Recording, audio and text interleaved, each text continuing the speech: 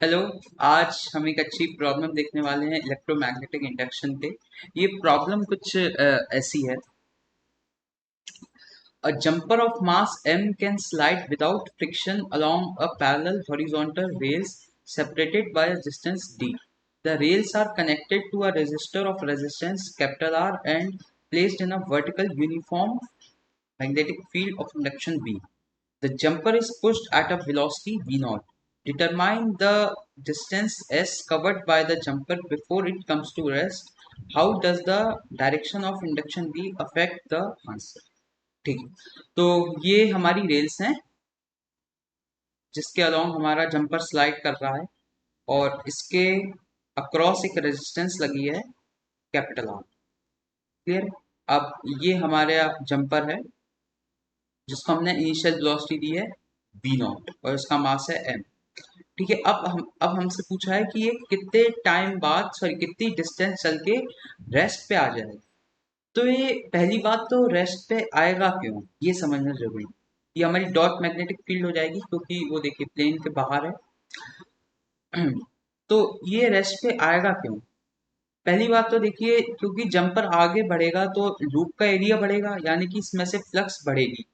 Flux बढ़ेगी यानी कि फैराडे लॉ के अकॉर्डिंग जो हमारा पोटेंशियल डिफरेंस इंड्यूस होगा वो होगा minus D five by D T. Clear है। Minus D five by D T यानी कि मैग्नेटिक फील्ड के अपोजिट डायरेक्शन में हमारी करंट जो इंड्यूस होगी, जो हमारी पोटेंशियल डिफरेंस इंड्यूस के कारण होगी, वो अपनी मैग्नेटिक फील्ड उस डायरेक्शन में बनाएगी जो कि अपोजिट है उस मैग्नेटिक फील्ड के जिसके कारण उसमें करंट इंड्यूस हुई है। यानी कि ये लूप अपनी क्रॉस मैग्नेटिक फील्ड बनाएगी यानी कि इस वायर में से इस लूप में से क्लॉकवाइज करंट बहेगी आई। क्लियर है। अब जब इस जंपर में से या वायर में से आई करंट बहेगी तो जो एक्सटर्नल मैग्नेटिक फील्ड है वो इस पे फोर्स लगाएगी। वो कितना होता है F इज इक्वल टू, ये सब आपको पता है, I into L cross B. Clear है। अब देखिए क्योंकि जो हमारा एल है वो नेगेटिव वाई डायरेक्शन में है, तो अगर मैं सिर्फ फोर्स का डायरेक्शन लिखूं एफ कैप, वो कितना हो जाएगा एल क्रॉस यानी कि माइनस जे क्रॉस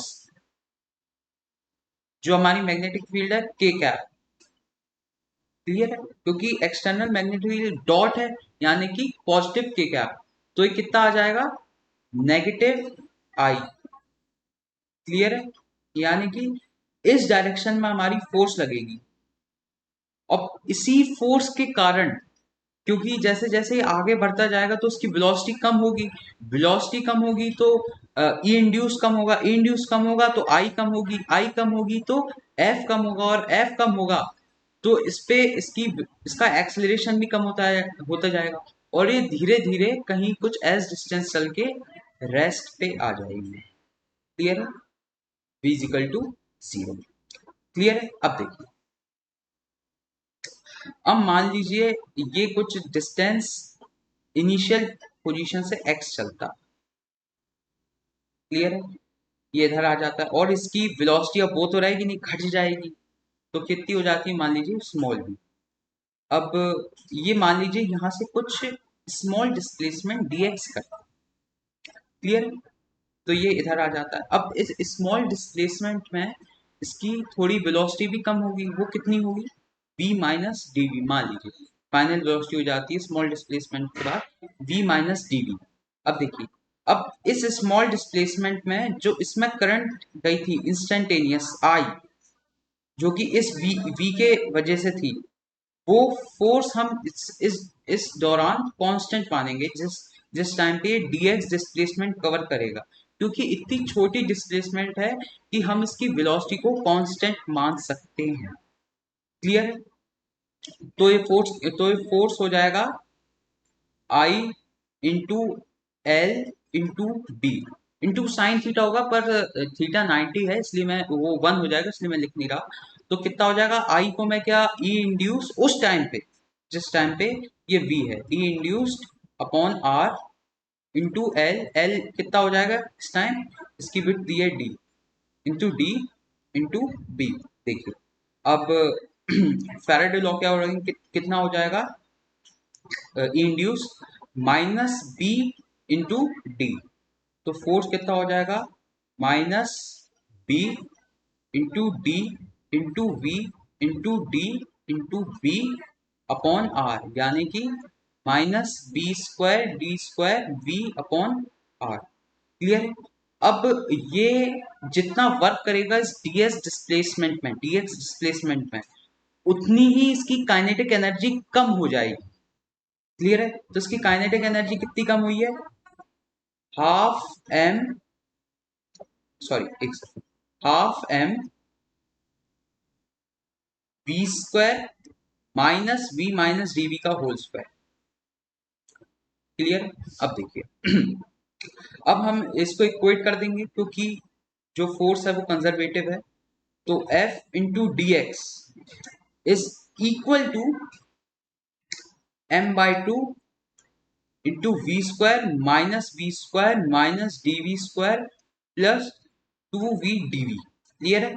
अब देखिए ये वी स्क्वायर से वी स्क्वायर कैंसिल हो जाएगा। अब ये जो dv स्क्वायर है, क्योंकि dv ही बहुत छोटी क्वांटिटी है, अगर हम उसको खुद बहुत छोटी क्वांटिटी से मल्टीप्लाई कर दें तो ये बहुत ज्यादा छोटी क्वांटिटी आ जाएगी, इसलिए हम इसको भी इग्नोर कर देंगे।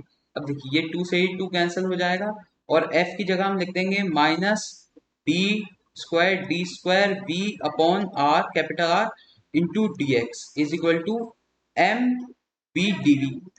तो v से v कैंसिल हो जाएगा और हम इसकी लिमिट रख देंगे डिस्प्लेसमेंट 0 टू s, और इसकी लिमिट रख देंगे फ्रॉम v नॉट टू 0 क्योंकि रेस्ट पे लाना है। तो कितना आ जाएगा, ये minus B square D square S upon R is equal to M into minus V naught. ठीक है। तो ये माइनस से माइनस कैंसिल हो जाएगा और s हमारा कितना निकल के आ जाएगा, M V naught R upon B square into D square. Clear है। अब उसने पूछा है कि how does the direction of magnetic field affect the answer. अब देखिए अगर ये मैग्नेटिक फील्ड ऐसी ना होके मान लीजिए थोड़ी इस मैग्नेटिक फील्ड के डायरेक्शन के साथ कुछ एंगल बना लेती, तो हम इस उस डायरेक्शन में अपने करंट को लेते, यानी कि जो हमारा वी नॉट है उस डायरेक्शन में लेते जो कि वी नॉट के साथ बना रहा। क्लियर। यानी कि मान लीजिए अगर ये अल्फा बना रहा है, ये देखिए ये हमारी इनिशियल है, ये बाहर की तरफ, तो इसके साथ अगर मान लीजिए हमारी मैग्नेटिक फील्ड कुछ अल्फा एंगल बना रही है, तो हमारा वी नॉट तो अभी भी इधर है, तो हम उसका ये वाला एंगल लेंगे क्योंकि ये परपेंडिकुलर था, तो ये एंगल हो जाएगा 90 माइनस अल्फा। तो हम इस डायरेक्शन वाला लेंगे तो हो जाएगा साइन ऑफ 90 माइनस अल्फा जो हमारा अपनी इंड्यूस में लेंगे वो होगी V sine theta, D V sine theta. और जब उसका स्क्वायर होगा तो नीचे वो कॉस स्क्वायर अल्फा और आ जाएगा, कॉस स्क्वायर अल्फा, क्योंकि इधर अल्फा 0 है इसलिए लिखने की जरूरत नहीं है वैसे। ठीक है। अब अगर मान लीजिए वो टाइम पूछता कि कितने टाइम के बाद हमारा जंपर रेस्ट पे आ जाता, तो उसके लिए हम क्या करते कि जो हमारी जंपर है उस पे जो इम्पल्स लगाएगा हमारा फोर्स, उसको हम इक्वेट कर देते चेंज इन मोमेंटम के साथ, क्योंकि इम्पल्स क्या होता है, चेंज इन मोमेंटम। ठीक है। तो देखिए ये फोर्स, ये मान लीजिए डिस्प्लेसमेंट कवर करता है डी टी टाइम, तो फोर्स इनटू टाइम होता है इम्पल्स, यानी कि एफ डी टी बराबर एन डी वी। क्लियर है। क्योंकि जो उसका मोमेंटम चेंज हुआ है, डीवी वेलोसिटी चेंज हुई है, is equal to force into displacement impulse. Clear है। तो फोर्स हमारा कितना आ जाएगा, B square D square V V upon R into D T is equal to M D. Clear है। अब मान लीजिए अब हम इसको इंटीग्रेट कर देंगे, ये वी नीचे पहुंच जाएगी अपॉन वी, इंटीग्रेट हो जाएगा, टाइम मान लीजिए 0 to 2 ही है, टी है, और ये माइनस आएगा। ठीक है। ये माइनस आएगा फैराडे लॉ के अकॉर्डिंग, तो ये हो जाएगा वी नॉट टू 0। तो फिर ये इधर negative of L N V naught आएगा, जो कि नेगेटिव से नेगेटिव कैंसिल हो जाएगा, तो टाइम हमारा आ जाएगा ln v naught R M upon B square into D square, ये टाइम आ जाएगा।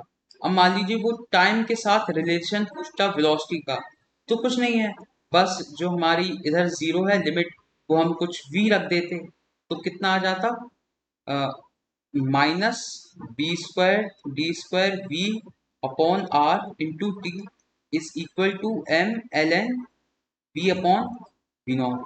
क्लियर है, m नीचे पहुंच जाता। क्लियर है, m जब नीचे पहुंच जाता तो e की, ये e उधर आ जाता, तो v डायरेक्टली हो जाता हमारा v not multiplied by e की power minus B square D square V T upon capital R, नीचे ही आ जाएगा m डिनोमिनेटर, ये हो जाता।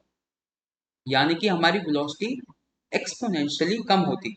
अब ये तो अब मैंने इसको निकालने के लिए एक और अच्छा मेथड निकाला है कि ये देखिए, ये इसके लिए थोड़ी आपको समझना पड़ेगा कि देखिए जब इस लूप में करंट इंड्यूस होगी तो वो करंट रेजिस्टेंस पे अपनी एनर्जी हीट डिसिपेट करेगी।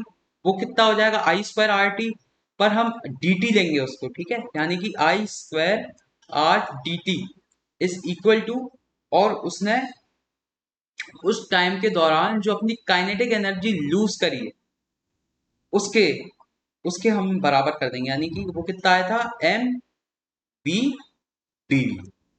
क्लियर है, अब आई हमारा क्या हो जाएगा, B square V square D square upon capital R square, जिससे एक आर, ये हमारा ये वाला आर कैंसिल हो जाएगा एक आर से, into D T is equal to M V D V. Clear है, अब एक वी से ये भी कैंसिल हो जाएगा और इधर जो एक वी बचेगा वो नीचे आ जाएगा, तो कितना हो जाएगा B square D square upon capital R D T is equal to M into D V upon V. Clear है, अब देखिए ये हमारी सेम चीज बन गई जो हमारी ये बनी थी। क्लियर है, अब ये सेम रिजल्ट आ जाएगा, हम इसको इंटीग्रेट कर देंगे zero to T from V naught to V, तो हमारा सेम रिजल्ट निकल के आ जाएगा v is equal to V naught E की power minus B square D square कितना था, और D square V T upon R M. एक सेकेंड इधर कुछ गलती, ये v तो नीचे आ चुका है ना, ये भी नहीं आएगा, सॉरी ये v नहीं आएगा, v नहीं आएगा, B square D square T upon R M. Clear, ये आ जाएगा हमारा फाइनल। क्लियर, तो हम चाहे तो इससे भी कर सकते थे, रेजिस्टेंस भी हीट डिसिपेट करा के, चाहे तो इस थोड़े से लंबे मेथड से भी कर सकते थे। हालांकि ये प्रॉब्लम काफ़ी अच्छी है, काफ़ी हद तक कंसेप्ट क्लियर कर देती है हमारे इलेक्ट्रोमैग्नेटिक इंडक्शन में। होप आपको ये मेरा एक्सप्लेनेशन समझ में आया होगा, और आप मेरे चैनल पे सब्सक्राइब कीजिए, लाइक कीजिए और अपने फ्रेंड्स को शेयर कीजिए, और अपनी जो प्रॉब्लम है या कुछ कंसेप्ट हैं जो आपको अभी तक समझ में नहीं आए हैं फिजिक्स में, वो आप मुझे कमेंट में बताइए, उनकी भी मैं वीडियोस एक्सप्लेनेशन लाऊँ। Thanks for watching.